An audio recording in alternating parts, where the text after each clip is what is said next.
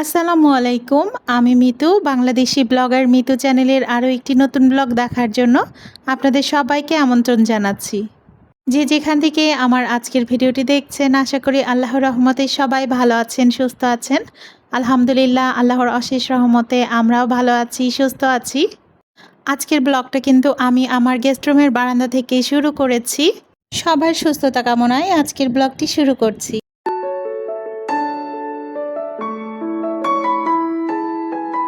গত ভিডিওটা যেখানে শেষ করেছি, আজকের ভিডিওটা কিন্তু সেখান থেকেই শুরু করেছি। গত ভিডিওতে দেখতেই পেয়েছেন সব কিছু ঝাড়া মোছা গোছানো সব কিছুই করে নিয়েছি। তো আমি ওই কাজগুলো শেষ করার পরে কিন্তু আয়নের বাবা বাজার থেকে বাজার নিয়ে আসে। বাজার বলতে মাছ মাংসের বাজারটা নিয়ে আসে। বাসায় একদমই মাছ ছিল না, আর এই রোজার দিনে তেমন একটা মাছ খেতে ইচ্ছেও করছিল না। একটানা একঘেয়েমি মাংস খেয়ে খেয়ে আর ভালো লাগছিল না, তাই আয়নের বাবাকে বলেছিলাম মাছ আনার জন্য। তো এখানে কিন্তু আয়নের বাবা কয়েক রকমের মাছ নিয়ে এসেছে। এই যে মাছটা দেখতে পাচ্ছেন, এটা কিন্তু কাতল মাছ ছিল, আর এই কাতল মাছটার ওজন ছিল 5.5 কেজির মতো। এই একটা মাছেই কিন্তু আমাদের বেশ কিছুদিন চলে যাবে। এছাড়াও কিন্তু আয়নের বাবা শিং মাছ, পাবদা মাছ আর তেলাপিয়া মাছ নিয়ে এসেছিল। তেলাপিয়া মাছটা আমি খুব বেশি পছন্দ করি না, এই জন্য কিন্তু আয়নের বাবা নিয়েও আসে না। আজকে আমাকে না বলেই কিন্তু সে নিয়ে এসেছে, কারণ জানে আমাকে যদি বলে যে তেলাপিয়া মাছ নিবে কিনা, তো আমি কিন্তু সরাসরি মানা করে দিব। এই জন্য আমাকে কিছু জিজ্ঞাসা না করে কিন্তু সে মাছটা কিনেই ফেলেছে, কারণ জানে মাছ কিনে ফেললে তো আর কিছু করার নেই। তো এর মধ্যেই কিন্তু কাতল মাছগুলো আমি আলাদা আলাদা প্যাকেটে রেখে দিয়েছি। আমাদের যতটুকু করে লাগে ততটুকু করেই কিন্তু প্যাকেট করে রেখেছি। আর এখন যে মাছের পিসগুলো ধুয়ে নিচ্ছি, ওই মাছগুলো কিন্তু আজকে রান্না করব। আর আজকে কিন্তু আয়নের বাবা কিছু গরুর মাংসও এনেছে। তো যেদিন মাছ মাংস নিয়ে আসে সেদিন কিন্তু গোছাতে গিয়ে হিমশিম খেয়ে যায়। বাজার গোছাতে কিন্তু আমার বেশ ভালোই লাগে, তবে মাছ মাংসের বাজার গোছাতে গেলে একটু ঝামেলায় পড়তে হয়। আজকে কিন্তু অনেক কাজ করেছি, তাই শরীরটাও কিন্তু খুব একটা ভালো নেই। তাই মাছগুলো একবারে রান্নার জন্য রেডি না করে আমি হালকা পানি দিয়ে শুধু রক্তগুলো ধুয়ে রাখছি। আজকে যদি একবারে প্রসেসিং করতে যাই আমার জন্য কিন্তু অনেক কষ্ট হয়ে যাবে। তো যেদিন বের করে রান্না করব সেদিন কিন্তু আমি পরিষ্কার করে করে তারপরে রান্না করব। আর শিং মাছগুলো কিন্তু বেশ বড় সাইজের ছিল। তো মাছগুলো দেখেই কিন্তু মনে হচ্ছিল আজকেই রান্না করি। তো এর মধ্যে যেহেতু আমি চিন্তা করে ফেলেছি যে বড় মাছটাই রান্না করব। আর বড় মাছটা কিন্তু আজকে সজনে ডাঁটা দিয়ে রান্না করব। সজনে ডাঁটাটাও কিন্তু আজকেই বাজার থেকে নিয়ে এসেছে, তো ভাবলাম টাটকা টাটকাই রান্না করে ফেলি। এর মধ্যে কিন্তু কাতল মাছ আর শিং মাছ গোছানো হয়ে গেছে। এবার পাবদা মাছগুলো প্যাকেট করে নিচ্ছি। ভিডিওর এই পর্যায়ে এসে আপনাদের কাছে ছোট্ট একটা অনুরোধ, প্লিজ একটা লাইক দিয়ে আমার সম্পূর্ণ ভিডিওটি দেখে নেবেন। আর আমার ভিডিওটি ভালো লাগলে অবশ্যই আমার চ্যানেলটিকে সাবস্ক্রাইব করে আমার পাশে থাকবেন। জানি ইদানিং আমার ভিডিওগুলো হয়তো বা খুব একটা ভালো হচ্ছে না। আসলে এমনিতেই তো রোজার দিন, তারপরে তো অনেক কাজকর্ম থাকে, এদিকে আমার শরীরটাও ভালো নেই, তাই ভিডিওর পিছনে কিন্তু ওইভাবে আমি সময় দিতে পারছি না। সেজন্য কিন্তু ভিডিওগুলো খুব একটা ভালো হচ্ছে না। আমার শরীরের সাথে সাথে মনটাও কিন্তু ভালো নেই। তো আমি কিন্তু আপনাদেরকে বলেছি গত ভিডিওতে যে আমার মন শরীর দুটাই কিন্তু ভালো নেই। তো যাই হোক, ঈদের পরেই কিন্তু আমার অপারেশন। আমার কি হয়েছে প্লিজ কেউ জানতে চাইবেন না, কারণ আমি ওইভাবে উত্তরটা দিতে পারবো না। আমার ভিডিওগুলো কিন্তু অনেক ছোট ছোট সোনামণিরা দেখে, আর ভাইয়ারাও দেখে, তাই কিন্তু আমি ওইভাবে খোলাখুলি কিছু বলতে চাচ্ছি না। তো আপুরা যারা আছেন তারা কিন্তু বুঝে নেওয়ার চেষ্টা করবেন।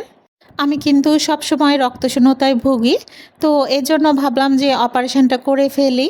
তো আমি কিন্তু ছোট ছোট সোনামণিরা এবং ভাইয়ারা যেহেতু ভিডিও দেখে, ওই জন্য কিন্তু খোলাখুলি কিছুই বলতে পারছি না, কারণ এই সব বিষয় নিয়ে খোলাখুলি বলাটা কিন্তু ঠিক হবে না। আর আমার আপুরা তো অনেক বুদ্ধিমান, আমার আপুরা কিন্তু বুঝে নিবেন, এটা কিন্তু আমি জানি। এই জন্য সামান্য কিছু কথার মাধ্যমে কিন্তু আপনাদেরকে বুঝিয়ে দেওয়ার চেষ্টা করলাম। আর সবার কাছে কিন্তু আমি অনেক অনেক দোয়া চাইছি যেন আমার সব কিছু সফলভাবে হয়, আর আমি কিন্তু তাড়াতাড়ি যেন সুস্থ হয়ে উঠি, সেজন্য আপনাদের কাছে দোয়া চাই। প্লিজ সবাই আমার জন্য একটু দোয়া করবেন। তো যাই হোক, এর মধ্যে কিন্তু আমি মাছ মাংসগুলো গুছিয়ে নিয়েছি। এরপরে কিন্তু সিঙ্কটা ভালোভাবে পরিষ্কার করে নিচ্ছি। আমি সবসময় মাছ মাংস ধোয়ার পরে কিন্তু সিঙ্কটা ভালোভাবে আগে পরিষ্কার করে ফেলি। যেহেতু আমি পরিষ্কার পরিচ্ছন্নতার ক্ষেত্রে একটু খুঁতখুঁতে স্বভাবের, সেহেতু কিন্তু মাছ মাংস ধোয়ার পরেই আমি পরিষ্কার করে ফেলি।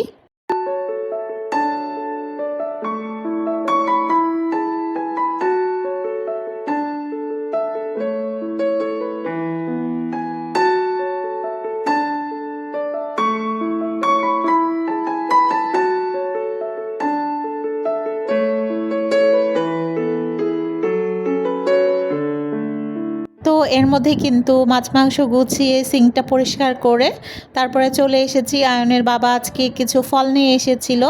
কিছু ফল বলতে কলা আর আঙ্গুর নিয়ে এসেছিল। ওটাই কিন্তু আমি ফ্রুট বাস্কেটে ঢেলে নিয়েছি।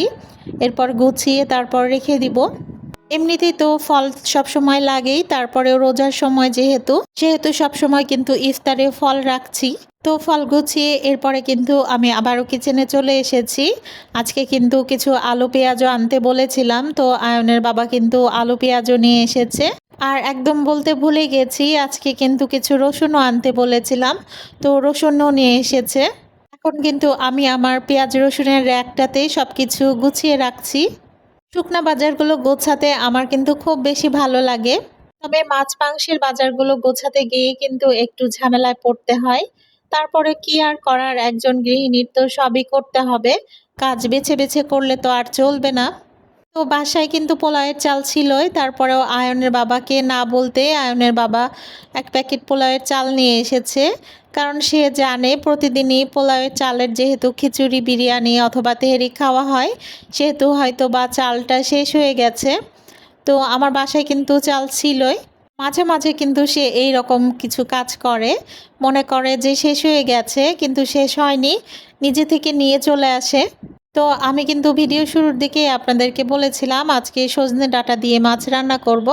তো সেজন্য কিন্তু এখন আমার ড্রয়িং রুমে বসে আমি সজনে ডাঁটাগুলো কেটে নিব। কিচেনে বসে থাকতে কিন্তু আর ইচ্ছে করছিল না, কারণ সকাল থেকে কিন্তু আমি মোটামুটি কিচেনে অনেকটা সময় কাটিয়েছি। আসলে একটা জায়গায় বেশিক্ষণ বসে থাকলে কিংবা দাঁড়িয়ে থাকলে মনে হয় যেন একঘেয়েমি হয়ে গেছে। তো সেই জন্য কিন্তু আমি জায়গাটা চেঞ্জ করে নিয়ে আমার ড্রয়িং রুমে এসে বসে পড়েছি সজনে আর আলু কাটতে। আর আমার ড্রয়িং রুমে বসলে কিন্তু আমার মনটা অনেক ভালো হয়ে যায়, কারণ আমার ড্রয়িং রুমটা একটু খোলামেলা।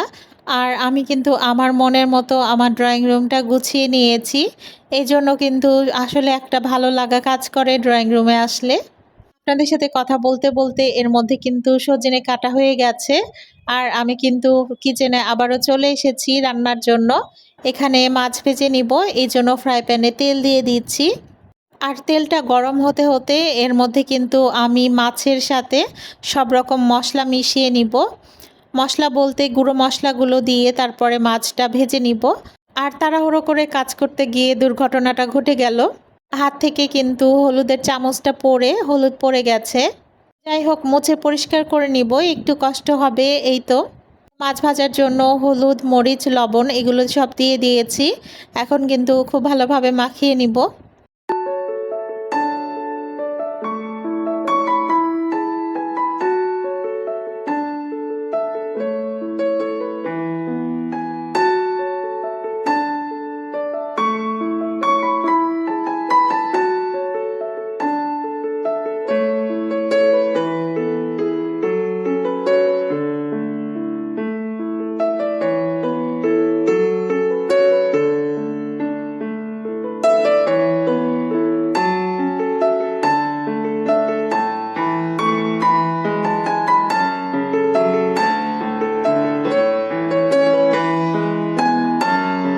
এর মধ্যেই কিন্তু মাছগুলো ভাজতে দিয়ে দিয়েছি। আর এক পাশ ভাজা হয়ে গেলে আবারও কিন্তু আরেক পাশ উল্টে ভেজে নিচ্ছি। আর এর মধ্যে কিন্তু মাছ ভাজা হয়ে গেছে, মাছগুলো উঠিয়ে নিচ্ছি। আর একদম টাটকা মাছ রান্না করছি, সেজন্য কিন্তু মাছগুলো উঠানোর সময় ভেঙেও যাচ্ছিল। এখানে আমি পেঁয়াজ বাটা দিয়ে দিয়েছি। আস্তে আস্তে করে সব মশলা দিয়ে তারপরে আমি মশলাটা ভালোভাবে কষিয়ে নিব। আর এরপরে কিন্তু সজনে রান্না করে নিব। আজকের ভিডিওর একদমই শেষ পর্যায়ে চলে এসেছি। আরও একবার লাইক, কমেন্ট, শেয়ার এবং সাবস্ক্রাইব করার অনুরোধ জানিয়ে এখান থেকে বিদায় নিয়ে নিচ্ছি। আল্লাহ হাফেজ।